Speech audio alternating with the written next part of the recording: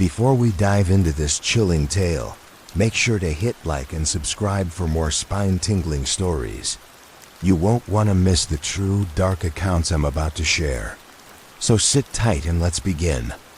It was the 12th of October, 2024. The city was Las Vegas, a place known for its lights, entertainment, and of course, its secrets. My name? Well, let's just say I'm a survivor now, and every time I think about that trip, I can't help but shiver. A honeymoon. Something that's supposed to be a dream, right? Well, for me and Sarah, that dream quickly turned into a nightmare. That it was my first time in Vegas, and everything about the city felt like it was trying to swallow me whole. The lights were too bright, the sounds too loud, the people too strange. Sarah, my new wife, was so excited. She had planned everything.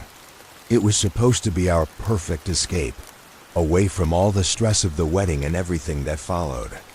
But from the moment we arrived at that hotel, something just didn't sit right with me. We checked into the Vanderbilt Hotel, one of those fancy places where everything feels overly polished, like they're trying to hide something. The receptionist, an older woman with unnervingly wide eyes, welcomed us with a smile that didn't reach her eyes. "Your suite is ready," she said. Her voice was soft, but there was an undertone to it, something that made the hairs on my neck stand up. I could tell Sarah didn't notice. She was too busy taking in the grand chandelier hanging in the lobby. Or maybe it was the extravagant marble floors. We got the key and made our way up to the suite. It was beautiful, no doubt, but there was something old-fashioned about it. Everything was luxurious but off. The wallpaper had this faded floral pattern, and the furniture looked like it hadn't been touched in years. A strange feeling crept up on me, like this room had been waiting for us for a long time, like it had seen couples just like us before. As we unpacked, Sarah got excited about the view of the city from the balcony. But I couldn't shake that feeling, like I was being watched. I brushed it off as nerves after all. This was supposed to be our honeymoon, right? But then I saw it. There, hanging on the wall, was a painting. A landscape. A simple scene, or so I thought. As I stared at it, my stomach twisted. The trees, the mountains, the river, they felt so familiar, but not in a comforting way. There was something wrong about it. I stepped closer, my eyes tracing every inch of the artwork, and that's when I noticed the figures. Two people standing by the water's edge, their faces hidden, but their postures were too familiar. They looked like us. I blinked, shook my head, and told myself it was nothing. But the nagging feeling didn't leave. "David, come here. Look at this," Sarah called from the balcony. I tried to shake off the strange feeling and walked over to her. But as I did, I heard it. A whisper. Soft, like the breeze, but unmistakable. My name, David. I froze. My heart skipped. I turned around, but there was no one there. I scanned the room quickly. Nothing. "Did you hear that?" I asked Sarah, trying to sound casual. She looked at me, confused. "Hear what?" "You're imagining things." "Maybe," I muttered. But it didn't feel like nothing. The air in the room felt heavier, like something was pressing down on me. I tried to ignore it. After all, I had no reason to believe in ghosts or curses. But then, Sarah went to take a shower, and I had the room to myself. That's when it happened. I saw her again. The woman from the painting. She wasn't in the painting, but in the mirror now. Just a fleeting image, but enough to send a cold wave through me. She was standing by the river, her figure blurry, as if she wasn't really there at all. "Sarah?" I called out, but my voice was too quiet. My heart was pounding in my chest. I took a step forward. The woman disappeared. Just like that. Vanished. I didn't know what to think. Was it a trick of the light? Maybe it was. I'd heard stories about Las Vegas being filled with illusions, but this felt different. More real. I walked out onto the balcony to get some fresh air, trying to shake the feeling of unease. But as I looked out at the city, I saw a figure, standing across the street. Just standing there still, like they were waiting for something. It was a man, dressed in black, his face hidden by a wide-brimmed hat dot, and then, without warning, he turned and walked into the shadows, disappearing. Into the night. I didn't tell Sarah. She wouldn't have believed me. She was too busy enjoying the luxury of the suite, too immersed in the beauty of Las Vegas.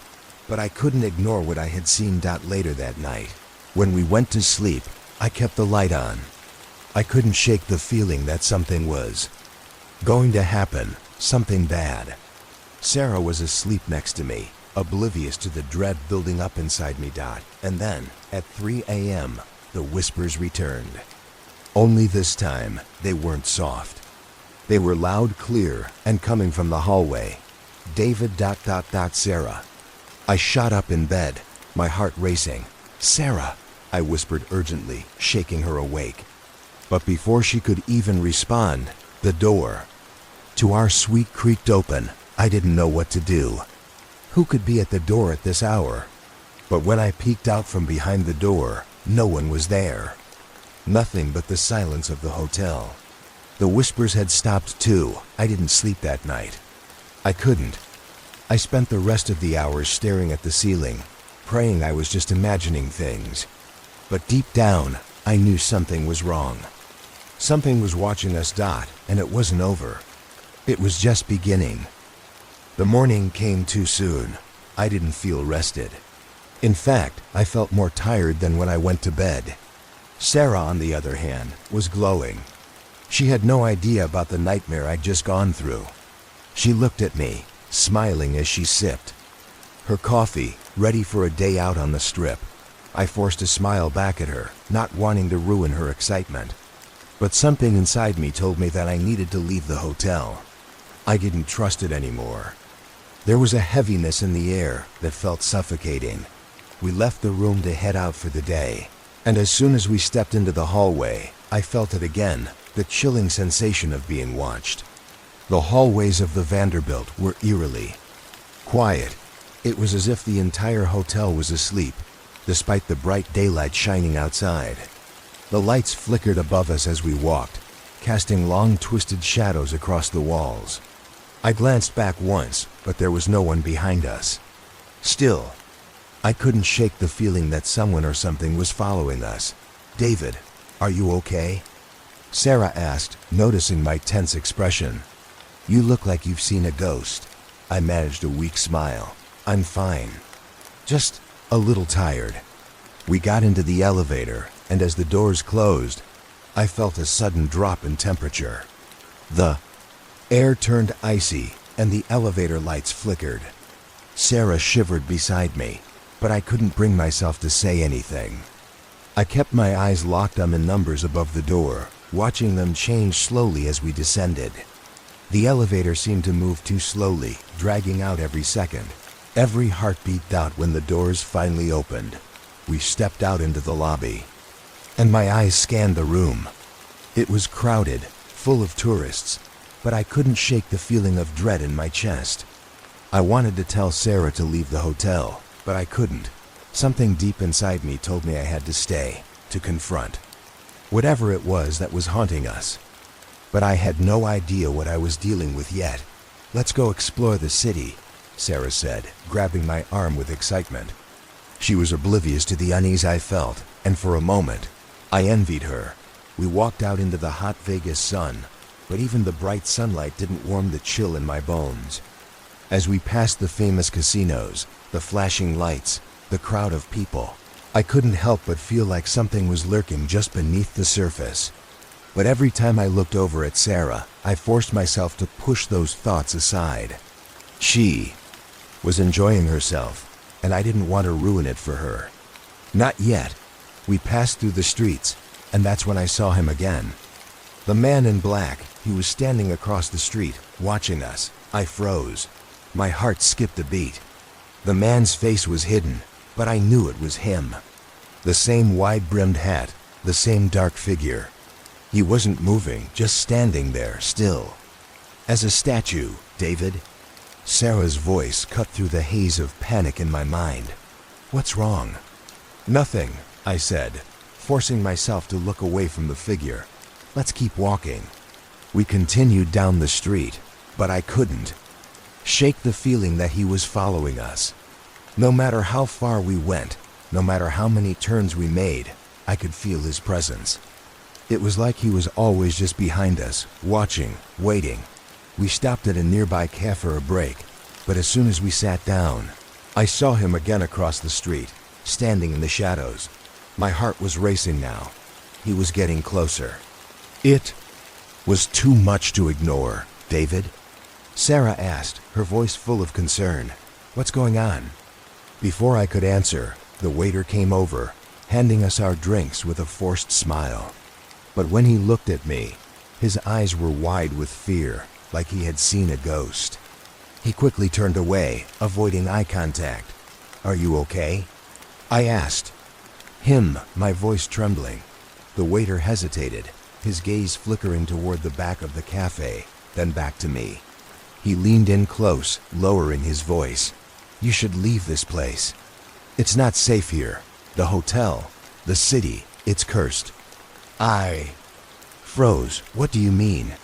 I whispered, but the waiter just backed away, shaking his head.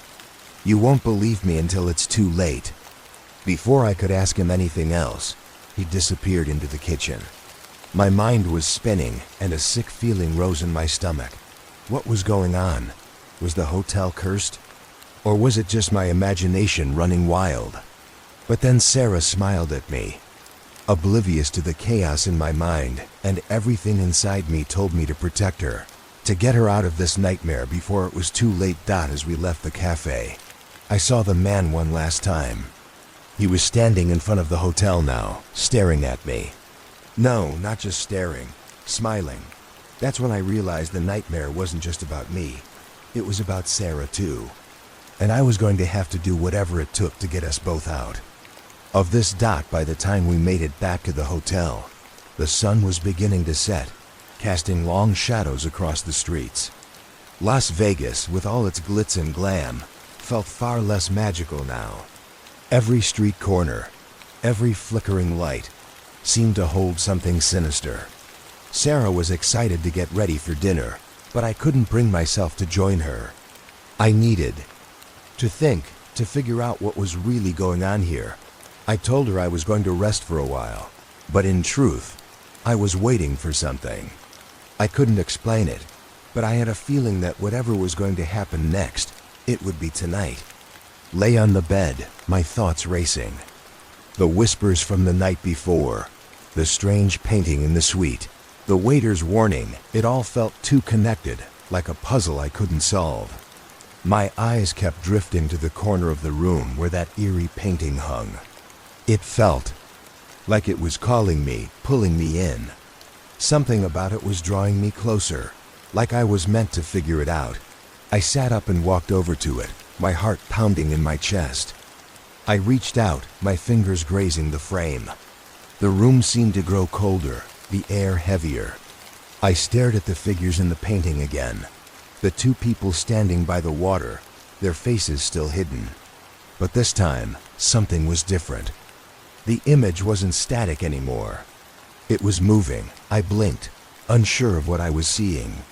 The two figures shifted, subtly at first. I could see their movements now.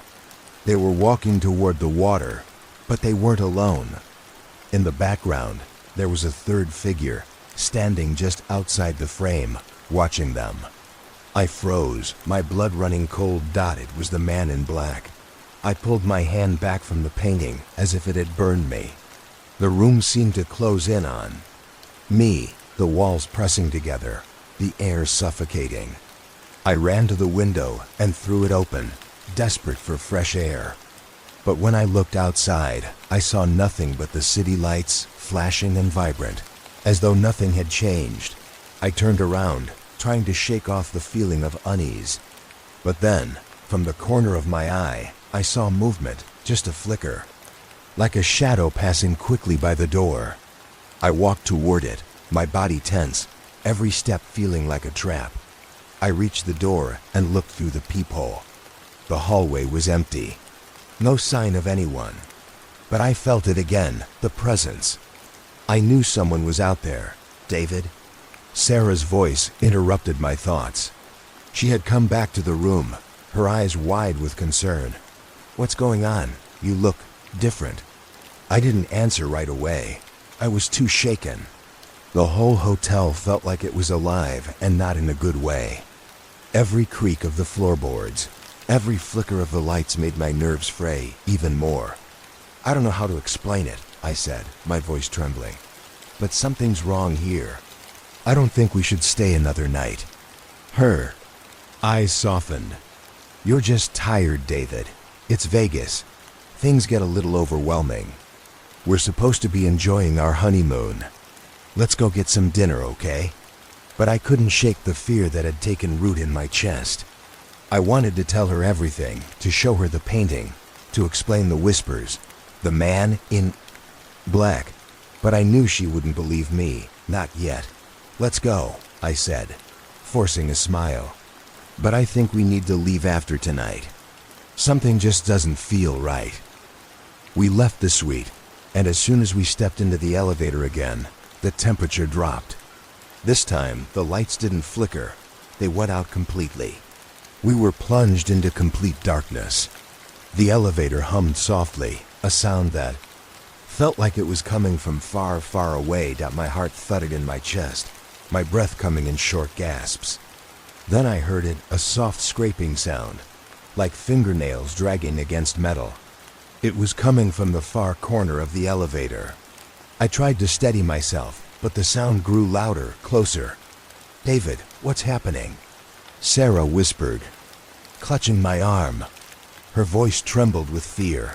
I don't know, I whispered back, my eyes darting around in the darkness. Just stay calm. And then, as suddenly as it started, the lights flickered back on, and the elevator door opened. We were on the ground floor, the lobby just ahead. But it wasn't the bustling, lively lobby I had seen earlier. It was eerily quiet, the air thick with tension. The receptionist, that same old woman with the wide eyes, was still behind the desk staring at us. You've come to the end of your stay, she said in a low voice, her lips curling into something that resembled a smile. I'll be seeing you soon. Her words didn't make sense, but they sent a chill down my spine. I didn't say anything. I just grabbed Sarah's hand and led her out of the hotel. We were outside now, on the Vegas Strip, but it felt like we had entered a different world. The lights were too bright, the sounds too distorted. Everything was wrong. I could feel the weight of the hotel pressing down on us like it was watching us, waiting for us to come back. And then, across the street, I saw him again, the man in black. He was standing in front of the hotel, watching us, smiling. I didn't hesitate. I grabbed Sarah's hand and ran. We ran down the street, past the flashing lights and the busy crowd, not looking back. But the feeling of being followed didn't go away. It only grew stronger.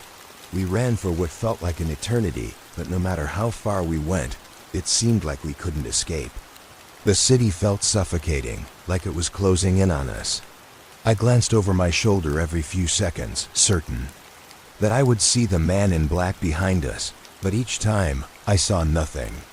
Only the blurry shapes of strangers, moving through the chaos of the strip. Sarah was breathing heavily beside me, her grip on my hand tightening with every step. David, what's going on? What's happening? Why are we running? I don't know, I gasped, my lungs burning. I just feel like we're being hunted. Her eyes widened. Hunted? I didn't want to scare her, but I couldn't hold it in anymore. There's something wrong with that hotel.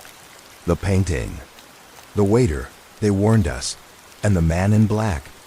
He's not just some random guy. He's part of this. I swear it. We ducked into a nearby alley to catch our breath, our backs pressed against the cold brick wall. I could still hear the sounds of the city, but everything felt distant now, like we were in a world of our own. The buzz of neon lights, the distant laughter of tourists, none of it felt real anymore. "David, you're scaring me," Sarah said, her voice shaking. "Maybe you're just exhausted. Maybe you need to sleep and everything will feel better." I shook my head. "No, I don't think so. Something is wrong, Sarah. I can feel it in my bones." I looked around, trying to steady myself. The alley was dark and empty, but even then, I couldn't shake the feeling of being watched. My heart raced as I scanned the shadows. I knew something was out there, waiting. Suddenly, I heard the sound of footsteps, slow, deliberate, coming from the mouth of the alley. My pulse shot up. The man in black was here. I grabbed Sarah's arm, pulling her deeper into the shadows, but it was too late. There he was, standing at the entrance of the alley, his wide-brimmed hat casting a dark shadow over his face. The same figure I had seen in the hotel. The same smile, the same chilling presence. "You can't run forever," the man said, his voice low and smooth, like honey dripping from his lips. "You've already crossed the line." I wanted to run. I wanted to scream, but I couldn't move. It was like my body had frozen, paralyzed by the weight of his words. "Who are you?" I forced myself to ask, though my voice trembled. The man tilted his head, as if amused by my question. "You don't need to know. You just need to understand that you're part of something now. You've opened the door, and there's no going back." My mind was racing. I was still trying to piece everything together. The hotel, the painting, the waiter's warning, the man in black, none of it made sense. But I knew one thing. This wasn't just a nightmare. This was real. And we were trapped. Sarah clung to my side, her eyes wide with fear. "David, we have to get out of here. Please, let's go. Please." I nodded, but as I stepped forward, trying to pull Sarah with me, the man in black stepped aside, blocking our path. "You can't escape," he said, his voice colder now. "You're already part of the game." I was done running. I had no choice but to face him, to demand answers. "What do you want from us?" The man smiled again, that same cold, knowing smile. "Nothing. I'm just the guide. The rest is up to you." Before I could react, he vanished into the shadows, leaving nothing but the lingering chill of his presence behind. I stared at the spot where he had been, my heart pounding in my chest. I didn't understand what was happening, but I knew one thing. We couldn't stay here. We had to get away from this place, from the hotel, from whatever dark force was following. "Lisa, let's go," I said, my voice hoarse. "We're leaving." We didn't speak as we walked, the weight of everything pressing down on us. We made our way back toward the hotel, but I wasn't going inside. I didn't know where we were going, but I knew we couldn't stay in Las Vegas any longer. As we walked, I couldn't help but feel that we were being pulled back toward the hotel. It was like the city was conspiring against us, drawing us in like a spider's web. And then, as we approached the hotel, I saw it. The door to the Vanderbilt was wide open. It shouldn't have been. It wasn't supposed to be open. I stopped in, my tracks, my heart skipping a beat. The door was beckoning me, pulling me in. It felt like a trap, but I couldn't resist. I knew I had to go in. "David, what are you doing?" Sarah whispered, her hand gripping mine. "We can't go in there." I didn't answer. I just kept walking toward the door. The air was thick now, heavy with an invisible presence. I didn't look back. I didn't speak. I just kept moving, drawn forward by something I couldn't explain. And when we stepped inside, I knew we had made a terrible mistake. The moment we crossed the threshold of the hotel, the world around us shifted. It felt like stepping into another reality. The lobby was empty, not a single soul in sight, but the lights flickered above us in a way that made everything seem off-kilter. The once grand chandelier that had sparkled with life now appeared dim and distorted, casting shadows that didn't belong. "David, we need to leave," Sarah said, her voice low and filled with panic. Her grip on my arm tightened, but I couldn't move. I was frozen, entranced by the strange aura of the place. I turned to her, but before I could say anything, I heard it again, the soft scrape of fingernails against metal. The same sound I had heard in the elevator. It was coming from somewhere inside the hotel, echoing through the empty halls. My pulse quickened. I knew it wasn't just my imagination. The hotel was alive, and something was watching us. I stepped forward, my feet moving on their own, guided by an invisible pull. Sarah hesitated for a moment, but then she followed me, her breath shallow as she kept a close eye on me. We moved past the reception desk, where the old woman was still standing, her eyes locked onto us, her lips forming a thin, knowing smile. "You shouldn't be here," she whispered, her voice carrying an unsettling weight. "It's too late now." I didn't stop. I couldn't. The man in black was here somewhere, and I had to find him. I needed answers. The hotel seemed to stretch on endlessly. The walls seemed to shift, the corridors twisting in ways they hadn't before. It was as though the building itself was alive, changing, warping around us. The deeper we went, the more disoriented I felt. The sound of our footsteps echoed through the halls, but everything else was eerily silent. The entire place felt abandoned, yet I knew we weren't alone. Then I saw it at the end of the hall. A faint light flickered through a slightly ajar door. I knew this was where I had to go. It wasn't a choice anymore. It was a compulsion. I turned the handle and pushed the door open. Inside, the room was dark except for a single lamp in the corner that cast a dim, sickly light. It illuminated a table covered in what looked like old, brittle papers. On the wall, there was another painting. This one was different, though. It wasn't a landscape like the others. It was of a figure, standing alone, looking directly at the viewer. The face was blurred, like it was being erased, but I could feel the weight of its gaze, and it made my stomach turn. "What is this?" Sarah's voice trembled behind me. "What's going on?" I didn't answer. My eyes were fixed on the figure in the painting. Something about it felt wrong, too familiar. The man in black.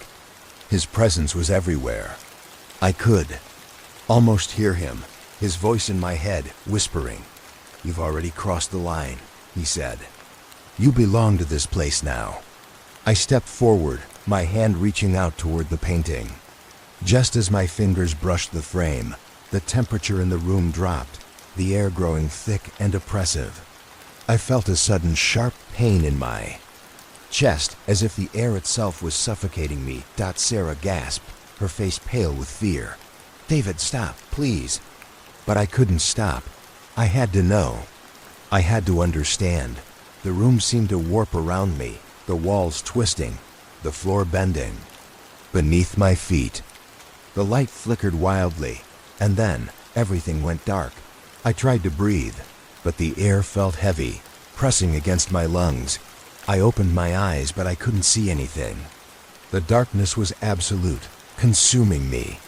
Then, in the pitch black, I heard the sound again, the scraping of fingernails. But this time, it wasn't distant. It was right next to me. I reached out, my hands trembling, but before I could touch anything, a cold, clammy hand grabbed my wrist. "Welcome home," the voice whispered, sending a jolt of terror down my spine. I jerked back, pulling my arm away. My heart was pounding in my chest as I scrambled to find Sarah. I couldn't see her, but I could hear her breathing, frantic, just a few feet away. "David." "I can't breathe," she gasped, her voice cracking. I reached out blindly, my hand sweeping through the darkness until I finally found her. I pulled her close, trying to keep us both calm, but the cold air was getting worse, seeping into my bones. Double quote, "Sarah, we have to get out of here," I whispered urgently. "Now." But just as I turned to leave, I heard the door behind us creak open. Something or someone was standing there. And then, just as suddenly as it had gone dark, the lights flickered back on. We were back in the lobby, standing in front of the reception desk. But the old woman was gone. The lobby was empty again, just like when we had first entered. It didn't make sense. None of it did. We need to leave. We have to get out of here, I said, my voice shaking. I didn't wait for a response. I grabbed Sarah's hand and dragged her toward the exit. But as we approached the door, it slammed shut in front of us with a deafening crash. The hotel was locking us in. I turned to face Sarah. We're not leaving, are we? Her eyes were wide with fear. We can't be trapped in here. There's no way out. I didn't have an answer for her. The walls seemed to close in on us. I looked around, desperate for an escape, but it was hopeless. We were in the grip of something dark and powerful, something that would not let us leave. The air was thick, suffocating with a sense of inevitability. Sarah's fingers tightened around mine as we stood before the door, now firmly locked. I tried the handle again, pulling and twisting, but it didn't budge. Panic was starting to creep in, but I fought it down. We couldn't afford to lose our heads. We had to find a way out, a way to survive. But the longer I stood there, the more I felt like we were sinking deeper into something we couldn't escape. "David," Sarah whispered, her voice barely audible. "What do we do now?" I didn't have an answer. The walls around us seemed to close in, the shadows in the corners of the room growing darker, more alive. I felt them, something watching us, something waiting. I turned, scanning the room for any sign of an exit, but the lobby was eerily still, the once opulent furniture now looking worn and out of place, as if the hotel itself had aged 100 years in a single night. The air smelled stale, like it hadn't been breathed in for years. That's when I heard it again, the scrape of fingernails, but this time it was closer. Much closer. I spun around, my heart racing, but there was nothing there.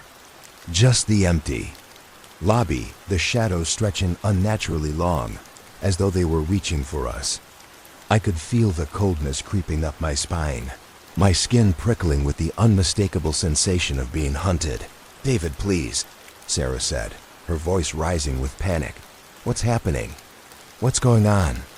I turned back to her, trying to steady my breath, but the words wouldn't come. I didn't know how to explain it, didn't know how to make sense of any of it. All I knew was that whatever this place was, whatever force had its grip on us, it was going to drag us under unless we fought back.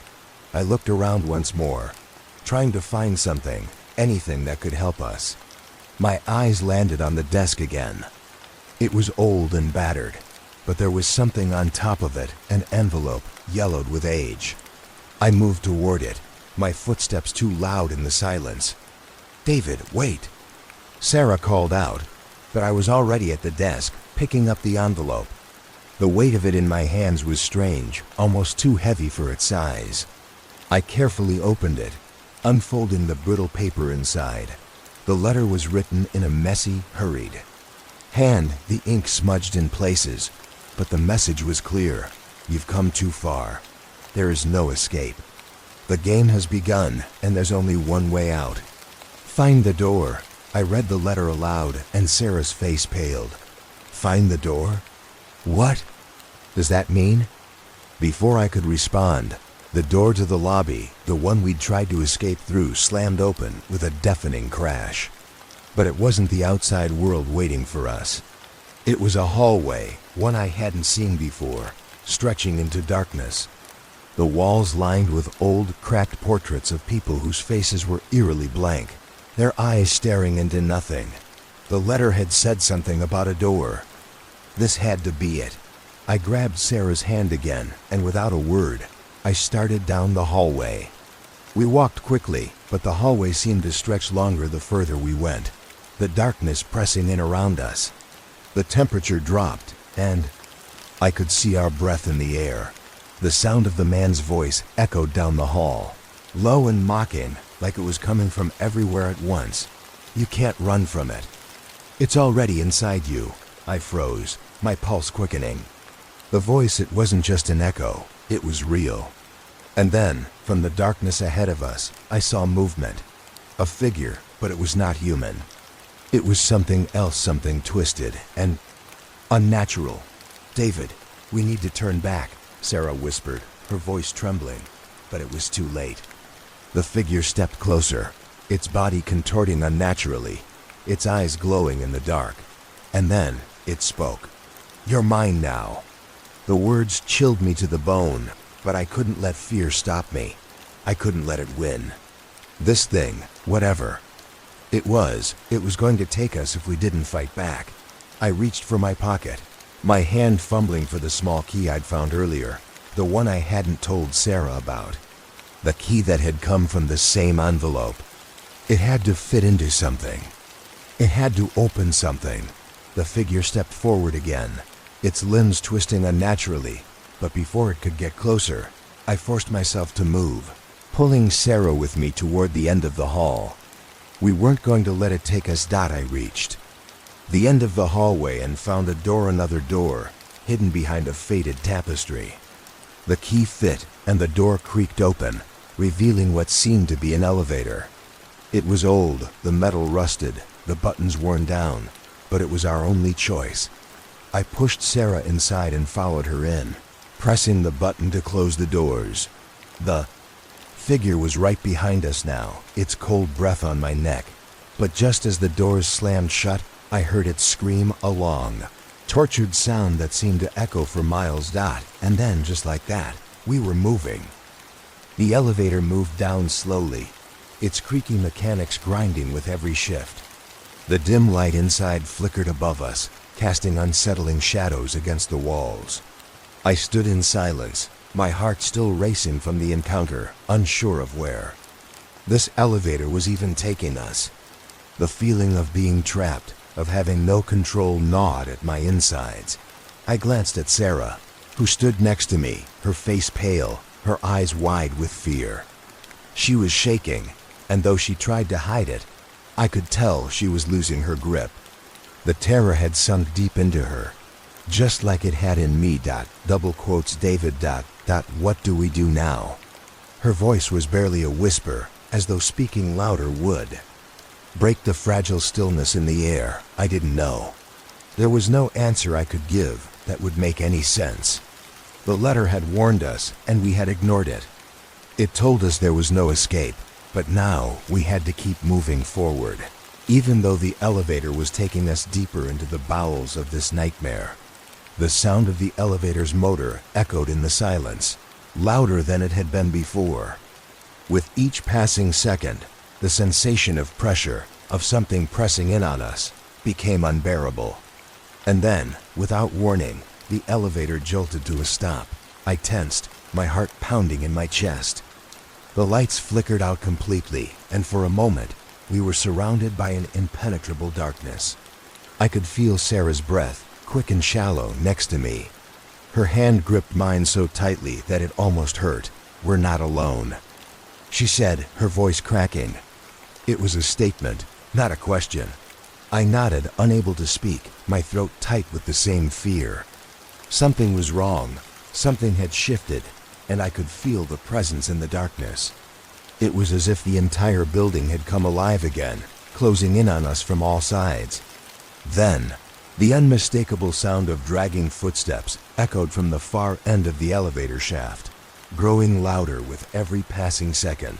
My heart stopped. It was the man in black. Or something worse. I turned to Sarah, trying to stay calm.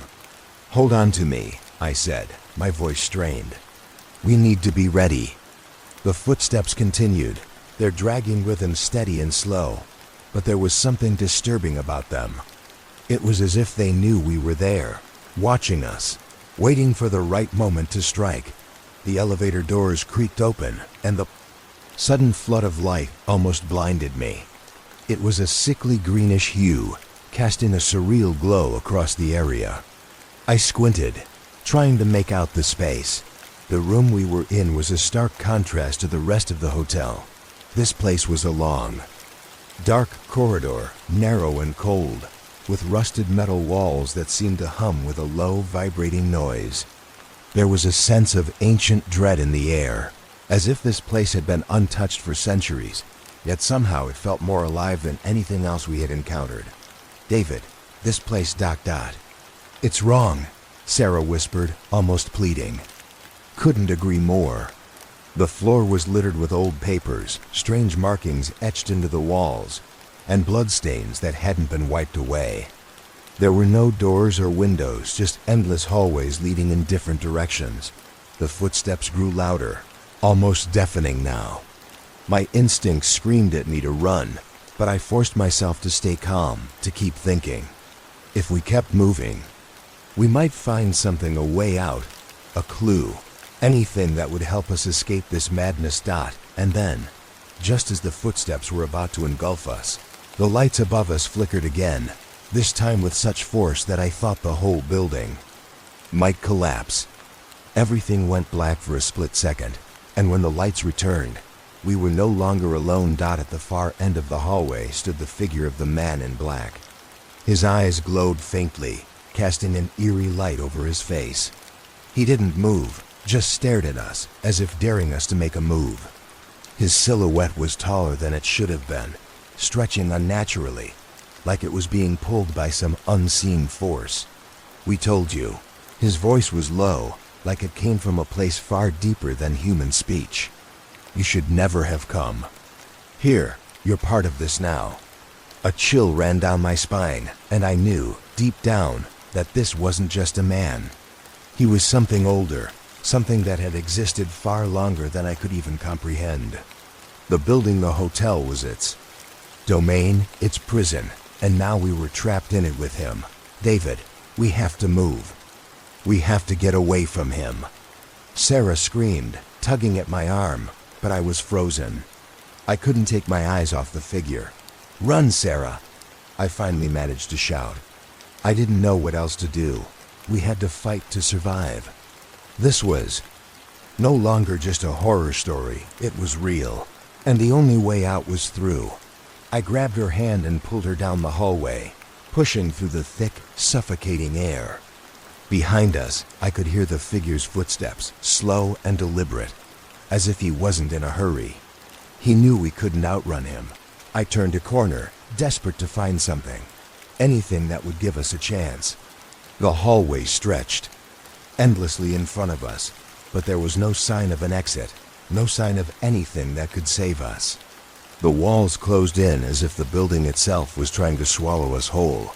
And then I saw a door far ahead. It was a plain wooden door, old and weathered, but it was the only hope we had left. I didn't hesitate. I pulled Sarah toward it, our footsteps pounding the floor as we ran. Just as we reached the door, I heard it again, the scraping, the nails dragging against metal. And then, the unmistakable voice of the man in black right behind us. "You're mine." The door opened with a heavy groan, and we stumbled through, closing it quickly behind us. The door slammed shut behind us with a deafening bang, but the sound didn't stop there. The building itself seemed to scream, a low vibrating groan that shook the walls. We stumbled forward into the room, gasping for air, and I quickly turned to lock the door. It was our only chance. The only barrier between us and whatever nightmare was chasing us. We were in another hallway, this one no less menacing than the last. The floor beneath us creaked with every step, and the walls seemed to close in around us. There were no windows, no signs of life, just a long twisting corridor that stretched into an abyss of darkness. "David, what now?" Sarah's voice trembled, barely audible above the deafening silence. Her face was streaked with sweat and fear, and I could see that the terror had begun to crack her. The same terror that had gripped me since we stepped into this hellhole. "We survive," I muttered, though the words felt empty. The truth was, I wasn't sure what survival even looked like anymore. I needed a plan, a way to outsmart whatever force was controlling this place. But my mind was racing, unable to focus. My eyes darted around, looking for an escape, anything that could help. The silence stretched on. The air felt too thick, like it was suffocating us slowly. It wasn't just the building, it was something else. The walls felt like they were breathing, pulsating, as if they were alive. A soft whisper filled the air. I couldn't make out the words, but the voice, it wasn't Sarah's, it wasn't mine. The sound seemed to come from everywhere and nowhere all at once. Then I heard it. The faintest echo of footsteps. David ... Sarah's voice broke through my thoughts, her grip on my arm tightening. We need to go. Now, I nodded, not trusting myself to speak. But we couldn't just run anymore. We needed to know what was happening. This wasn't a random series of events. It was too orchestrated, too intentional. The question remained, why us? What was the purpose of this? As we continued down the corridor, the footsteps grew louder. We were being followed again. I could feel it, the presence, the cold gaze of something just behind us, watching, waiting. The hallway seemed to stretch endlessly, and then, in the distance, I saw a figure. At first, it was just a shadow, an indistinct shape moving toward us in the dark, but as it drew nearer, I recognized it. It was the man in black, but something was different this time. His features were no longer hidden in the shadows.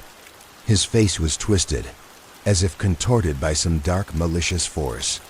His eyes, those glowing, empty eyes, seemed to burn with an otherworldly hunger. "You can't outrun it," he said, his voice low and mocking. "It's already too late." I wanted to scream. I wanted to run, but my legs felt frozen, as if the very air was holding me back. But then, Sarah tugged at my arm, pulling me forward. "David, we have to keep moving." Her voice was frantic, breaking through my fear. We bolted down the corridor, faster this time, as if the very act of running would save us. The man's footsteps were right behind us, but this time, they sounded different, quicker, like he was no longer trying to catch up. He was gaining on us. We turned a corner, and then another, but the hallway seemed to repeat itself, looping back, taking us further into the building's labyrinth. Just when I thought I couldn't run anymore, I saw something ahead, a dim light, flickering weakly from under a door. It was the only light we had seen in what felt like hours. I didn't stop to think. I ran toward it, pulling Sarah with me, and we threw open the door, slamming it behind us. The room we entered was unlike any of the others. It was small, cramped, with a single light hanging from the ceiling. And there, in the center of the room, was a large mirror, cracked and dusty. At first, it seemed normal, but then I saw someone moving behind me in the reflection. I turned, but there was nothing there. My heart was pounding as I turned back to the mirror. "That's it," I said, my voice hoarse. "The door. The way out, it's in the mirror." Sarah looked at me, confused. "What do you mean?" Before I could answer, the door behind us shook, the man in black's voice now clear and menacing. "You can't escape. This place is your prison." But I wasn't going to let fear take me. I stepped forward, my reflection distorting in the cracked surface. I reached out, and as soon as my fingers brushed against the glass, the room began to tremble, the walls shaking violently. The mirror cracked further, and a gust of wind blew through the room, knocking us both off our feet. The reflection in the mirror shifted, the man in black's face appearing on the other side, grinning at us. "You can't run," he taunted. But I wasn't about to let him win. In that moment, I knew what I had to do. I grabbed Sarah's hand and pulled her to her feet. We didn't need to fight him directly. We needed to break free. With one final push, I shattered the mirror, the shards exploding outward in a cascade of sharp glass. But as the mirror shattered, I felt the ground beneath us begin to give way. The building, the hotel, it was crumbling, breaking apart. I grabbed Sarah and pulled her with me through the falling debris. We ran, faster than we had ever run before, and for the first time since this nightmare began, I felt a sliver of hope. We burst through another door, into the cold night air. The sky above us was clear, the stars shining bright, and the sounds of the building's collapse faded behind us. We were free. We had survived. As we stood there, breathing in the fresh air, I turned to Sarah. "We made it," I said, my voice thick with emotion. "We survived." She nodded, her eyes wide with disbelief. "But we have to tell someone. David, we have to warn them." I looked up at the darkened hotel, now just a distant silhouette in the night.